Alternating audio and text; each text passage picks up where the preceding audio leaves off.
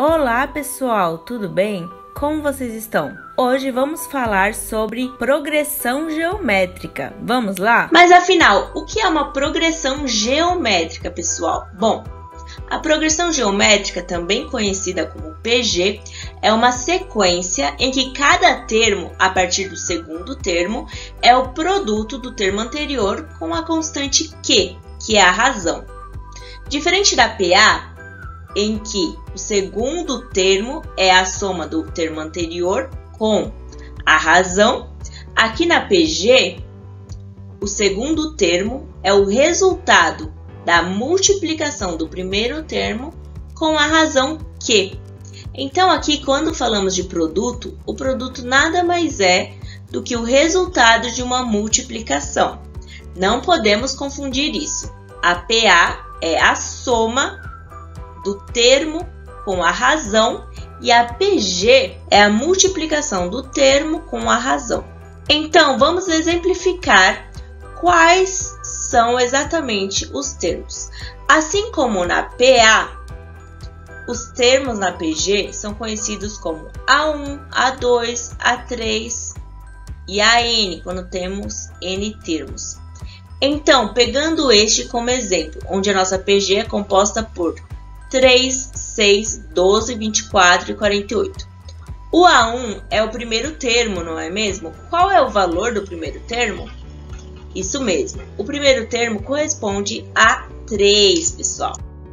Bom, pessoal, o N, o que definimos como N? Para exemplificar, vamos utilizar o termo 48, que se encontra na quinta posição. O N significa a posição do termo que queremos encontrar ou que vamos utilizar para encontrar outro elemento, ok? Então, aqui no caso, o nosso quinto termo é 48. Então, o nosso N será igual a 5, pessoal, ok? N igual a 5, a N será igual a 48. Bom, para descobrir a razão da progressão geométrica, nós precisamos fazer apenas a divisão de um dos termos pelo seu anterior. Então, podemos pegar o 24 e dividir por 12, dará 2. Podemos pegar o 12 e dividir por 6, dará 2. Podemos pegar o 6 e dividir por 3, dará 2 também. Então, como funciona a fórmula do termo geral? Bom, a fórmula do termo geral de uma PG é composta por AN, que é o termo geral, igual ao A1, que é o primeiro termo, vezes o Q, que é a razão, elevado a N, que é o número de termos, menos o 1. Então, o que temos de diferente aqui com a formulinha da PA? Bom, primeiramente, o nosso N ele está no expoente do Q. Vocês lembram que quando realizamos a PA, o N menos 1 ele ficava multiplicando a razão e somando o primeiro termo. Aqui no caso, nós multiplicamos o primeiro termo com a razão e a razão é elevada ao expoente, ok? E o N, ele se encontra no expoente. Bom, as progressões geométricas podem ser classificadas em 4 categorias. A primeira categoria é quando a PG é crescente, o que significa que ela vai crescendo com a razão. Então, quando multiplicamos o termo pela razão, a PG vai crescendo. Então, A1 é maior do que 0 e Q tem que ser maior do que 1 para ela ser crescente. Ou, se A1 for menor do que 0, o Q tem que estar entre 0 e 1, ok? Agora, a PG decrescente. Bom, a PG decrescente é o oposto da crescente, ok? Então, a decrescente é quando multiplicamos a razão pelo termo da PG, a PG vai diminuindo. Então, quando isso acontece? Bom, isso acontece quando o termo é maior do que 0 e o Q fica entre 0 e 1, ou quando o termo é menor do que 0 e o Q é maior do que 1. Além dessas duas, temos a PG constante, que é quando a razão é igual a 0, ou a PG alternada, que é quando o Q ele é menor do que 0. E eu já vou exemplificar para vocês como essa alternada e as demais funcionam, ok?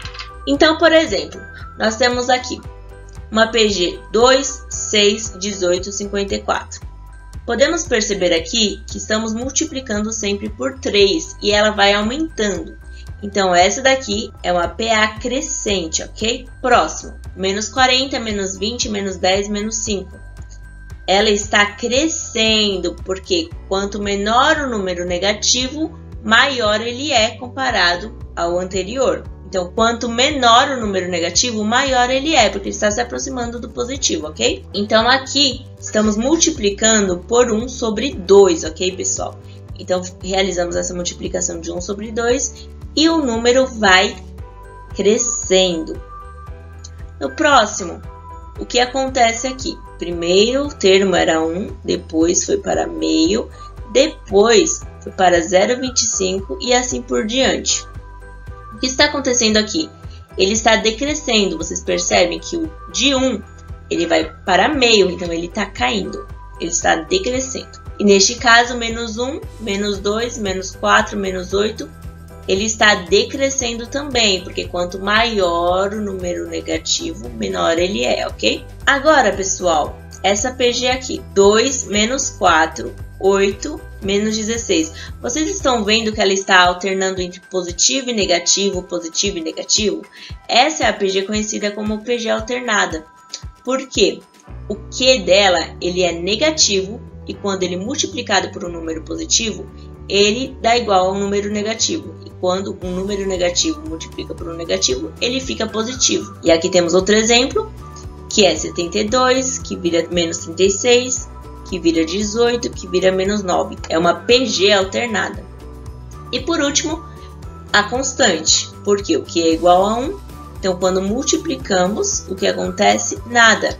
Os elementos da PG continuam iguais, ok? Bom, quais são as propriedades da PG? Não são muito diferentes com as da PA. Temos apenas algumas diferenças. Então, a primeira propriedade. Tomando-se 3 termos consecutivos, o termo central é a média geométrica dos seus vizinhos.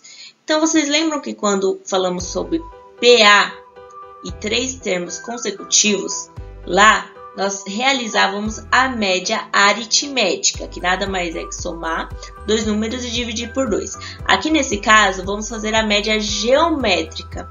Como que realiza a média geométrica? Bom, a média geométrica nada mais é do que a raiz desses 2 números, ok? Então, aqui a gente fala aqui, numa sequência de 3 números, vamos tomar o 8, o 16 e o 32, ok? Sequência de 3 números. O número central é o 16, será igual a raiz quadrada de 8 vezes 32. Então, aqui, ó, essa é a formulinha. Essa é a formulinha da média geométrica, ok? E aí, queremos descobrir o 16. Como fazemos? 16 igual a 8 vezes 32. 8 vezes 32 é igual a 256, que vai ser igual a 16, que é a mesma coisa que está no termo central. Bom, propriedade 2. Então, aqui diz que uma PG finita, o produto de 2 termos equidistantes dos extremos é igual ao produto dos extremos. Então, pessoal, vocês lembram que numa PA, isso funcionava com a soma de termos extremos. Aqui não é mais uma soma, é o produto de termos extremos, ok? Então, o produto de termos extremos é igual ao produto de termos equidistantes dos extremos, que possuem a mesma distância dos extremos. Então, como exemplo, temos 2 e o 64, que são termos extremos, que vai dar igual a 128. 4 e 32 são termos equidistantes dos extremos. E 8 vezes 16, que também são termos equidistantes dos extremos, que é igual a 128. Notações especiais. Como eu disse lá na aula de PA, nós utilizamos essas notações especiais para simplificar, para diminuir a quantidade de incógnitas na equação, ok? Então, aqui temos o exemplo de 3 termos e 4 termos. Os 3 termos de uma PG, eles vão ficar nesse formato. O primeiro termo é igual a x, o segundo é xq e o terceiro é xq ao quadrado. Quando temos 4 termos, x, xq ao quadrado e xq ao cubo, ok, pessoal? Então, para que utilizamos isso mesmo? Quando temos mais de 3 termos, vamos ter muitas incógnitas na nossa conta. Então, precisamos transformar em apenas 2. E é a partir disso que conseguimos realizar, ok? Interpolação de meios geométricos. Funciona da mesma forma que na PA. Nós vamos ter os elementos extremos e dentro desses elementos vamos interpolar. Para descobrir o número total de termos, temos que somar o número de termos interpolados mais os 2 números extremos, ok? E por fim, pessoal, a soma dos termos de uma PG finita. Então, como que funciona? Então, a soma dos n primeiros números nada mais é do que o primeiro termo vezes o q elevado a n menos 1 sobre q menos 1. Lembrando que o q tem que ser diferente de 0, ok? Então é isso, pessoal. Espero que vocês tenham entendido essa teoria, verificado as fórmulas e vamos estar realizando exercícios, ok? Para a fixação dessas teorias, ok? Então é isso. Até mais!